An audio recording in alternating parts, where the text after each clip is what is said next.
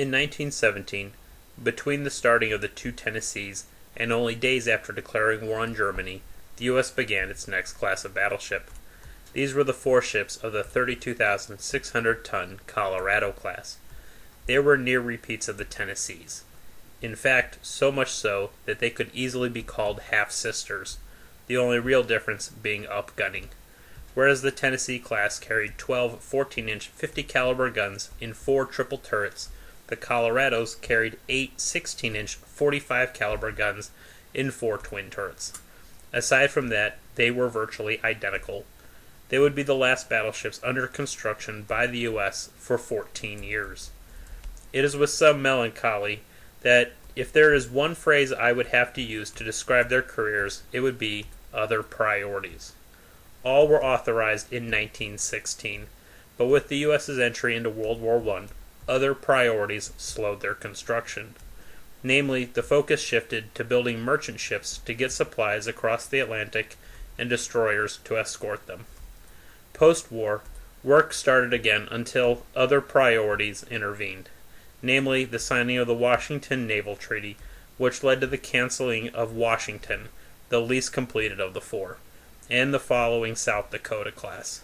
Colorado and West Virginia were only saved by letting Japan having the nearly completed battleship Mutsu. Like their half-sisters, in the mid-30s, they were due for a much-needed modernization to meet the growing threat of aircraft and restore buoyancy lost due to weight gains. But other priorities intervened. Namely, the focus on new constructions and the geopolitical situation was falling apart rapidly. Germany had publicly abrogated Article 5 of the Versailles Treaty and begun rearming. Italy had begun aggressive expansionism in the Mediterranean. Finally, Japan had already invaded China, walking out of the League of Nations, flatly stating it had no interest in renewing any treaties. Only a minor upgrade to add bulges to restore buoyancy and increase AA could be spared. Maryland had it already done, and Colorado was in the process of doing so on December 7th. Following Pearl Harbor and during the war, Maryland and Colorado still needed modernization, but other priorities put this off. During 1942, it was defending the West Coast and Hawaii or escorting convoys. All of the old battleships were kept at 2 days steaming notice, so major yard work was off the table. As the tide of war shifted, the other priorities were providing fire support. Modernizations could only be made as the ships came in to repair battle damage. In West Virginia's case, she had been sunk at Pearl Harbor and, like California, required a near-complete rebuild to put right the damage and modernize her. Like California, this work wasn't completed until 1944 because of, you guessed it, other priorities. In this case, it was repairing less heavily damaged ships that were serving on the front lines. To understand this, let's briefly look at the numerical situation in the first year and a half of the Pacific War for the U.S. First of all, the carrier Ranger was unfit for frontline operations for reasons I'll get into when I cover her. Second, the old battleships were unfit for frontline operations due to their speed. Third, the Omaha-class cruisers were unfit for frontline duty due to their lack of armor and armament. Fourth, the flush-deck destroyers were unfit for frontline operations due to their size, speed, range, and armament. They had been designed to fight in the Atlantic, and that's where they belonged. The same holds true for the O and R class submarines. Some of the S and V classes were okay, but not really wowing anyone, and there weren't enough of them. The newer subs were good, but hampered by faulty torpedoes, and again, there weren't enough of them. So, throughout the first year and a half, the U.S. had 6 carriers. 4 of these were sunk during 1942, leaving only the battered Saratoga and Enterprise by the end of the year. In fact, with the exception of Midway, and even that is arguable, the U.S. fought all 4 of the big 1942 battles with just 2 carriers, usually losing one in the process. Even at that, by the end of 1942, many weren't looking very favorably at Saratoga for technical reasons. In terms of fast battleships, the U.S. had 6, but these were divided between the two oceans, and due to their up-to-date anti-aircraft, spent most of the time protecting the carriers. In terms of cruisers, the U.S. started the war more or less equal to Japan when you consider some were serving in the Atlantic.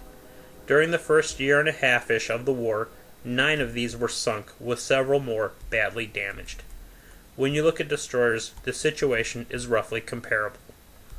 Both sides lost many tin cans in the Solomons campaign that started in August 1942 and didn't end until almost the close of 1943. For all of these reasons, and logistical ones, it's easy to understand why many dubbed the Guadalcanal campaign Operation Shoestring, and why the reconstruction of West Virginia and California was a low priority. Colorado was started May 29, 1919, and finished August 30, 1923. Maryland was started April 24, 1917, and finished July 21, 1921. Washington was started June 30, 1919, but canceled February 8, 1922, when just under 76% complete.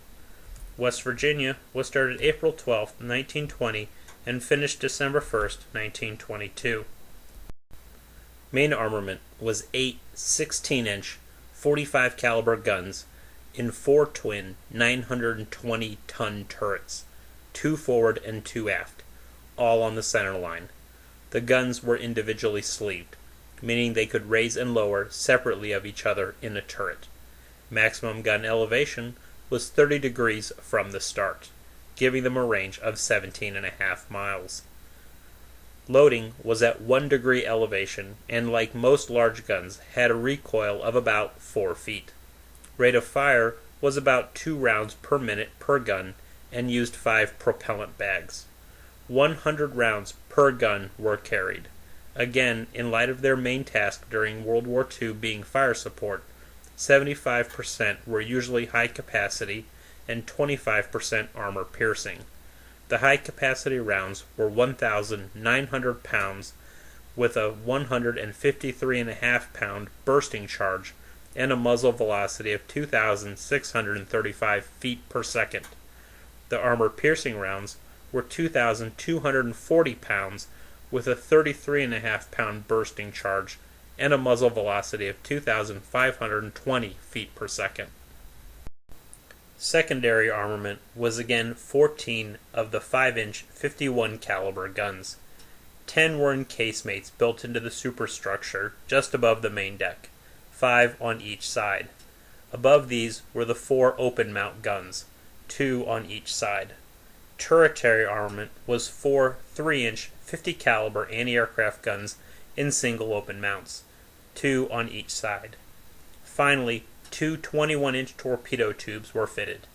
If you've been waiting for me to comment on the submerged torpedo tubes fitted to battleships, wait no longer. They were a horrible, horrible idea. Propulsion was turboelectric and a repeat of the Tennessee class. 8 boilers venting to 2 funnels provided steam to turbines which produce electricity to power motors that generated 28,900 horsepower for a top speed of 21 knots. Armor was also a repeat of the Tennessee class. Side armor was 13.5 inches stretching from turret 1 to turret 4, reducing down to 8 inches below the waterline as it neared the bottom and merged with the 5-layer TDS. Deck armor was a combined 3.5 inches over the ship's vitals. Barbette armor was up to 13 inches. Turret armor was 18 inches on the front and 5 inches on the roof and sides. 13-inch bulkheads closed off the ends of the armored box. Conning tower armor was 16 inches on the side and 4 inches on the roof. Like their half-sisters, these ships only received light modernization between the wars. Other priorities took precedent. Despite this, like the New Mexicos, the 3 would end the war in very different configurations. Other priorities meant they were only upgraded as they came in for repair or refit. Even that was only done as long as it didn't significantly impact turnaround time. In 1922, the rearmost open-mount 5-inch 51 caliber guns on each side was replaced with two more 3-inch 50 caliber anti-aircraft guns, bringing the total up to 8. That same year, Maryland was fitted with a pneumatic catapult for scout and observation planes. Her sisters soon followed. In 1927, these were replaced with gunpowder catapults, with another added to the roof of Turret 3. Starting in 1928, the 8 3-inch 50 caliber guns were replaced with an equal number of the new 5-inch 25 caliber AA guns in single open mounts. Very little work was done in the 30s. In 1941, the decision was made to finally give them and the Tennessees a limited modernization at the West Coast. Moderate bulges were added to increase the width of the TDS and restore lost buoyancy. The remaining open-mount 5-inch 51 caliber guns were removed and replaced with medium anti-aircraft. The torpedo tubes were also removed.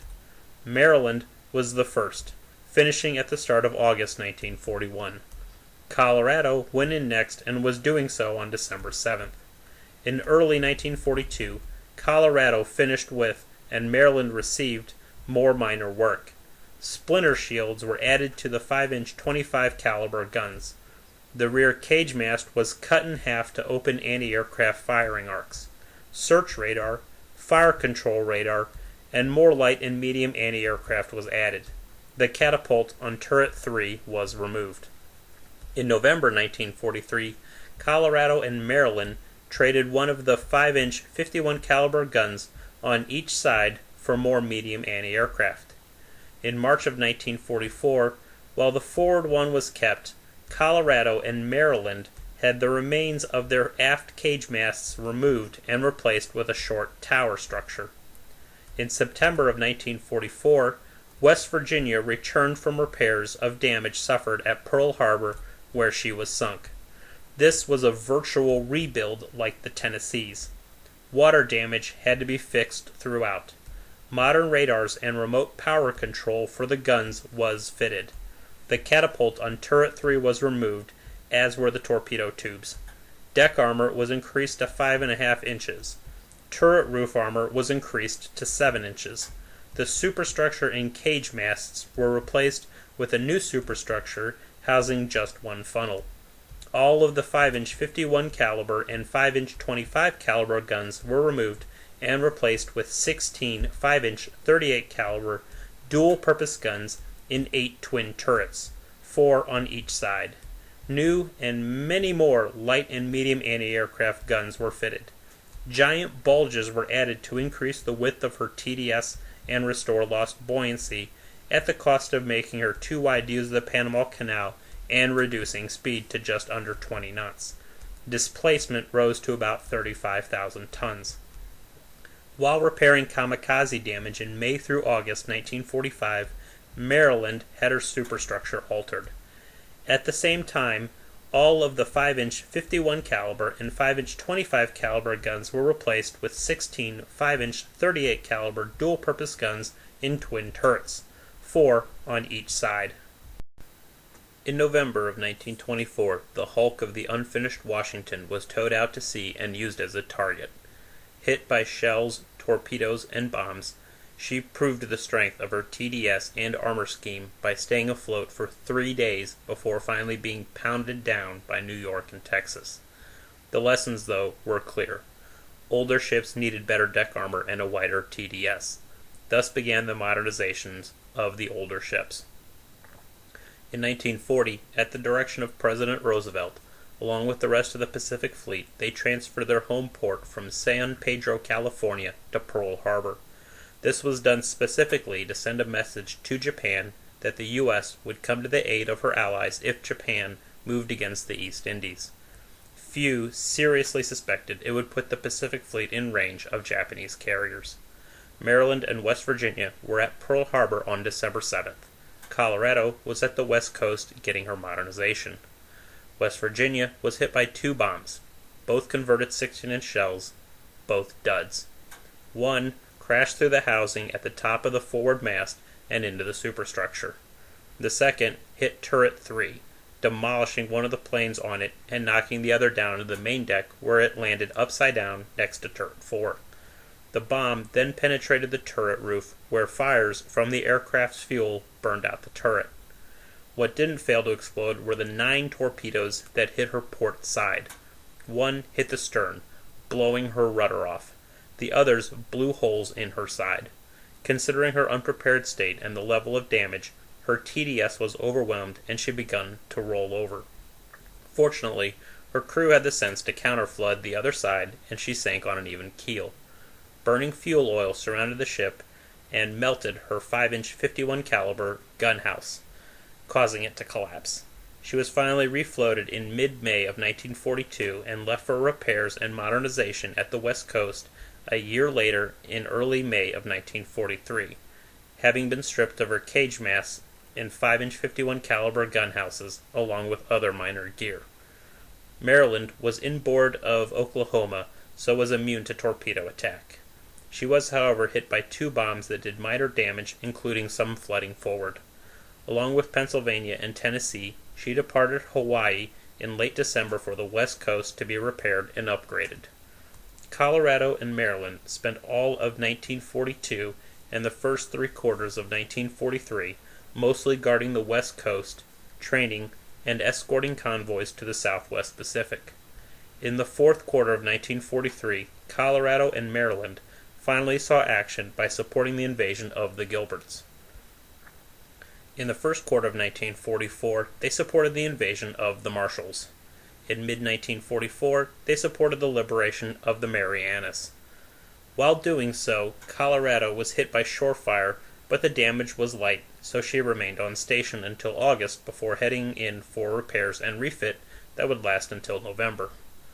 Off Saipan on June 22nd, Maryland was hit by an aircraft torpedo which damaged her forward of the TDS. The damage was moderate, but not unmanageable. Showing the versatility of her turbo-electric drive, she sailed all the way from Saipan to Pearl Harbor in reverse so as not to put more strain on her damaged bow.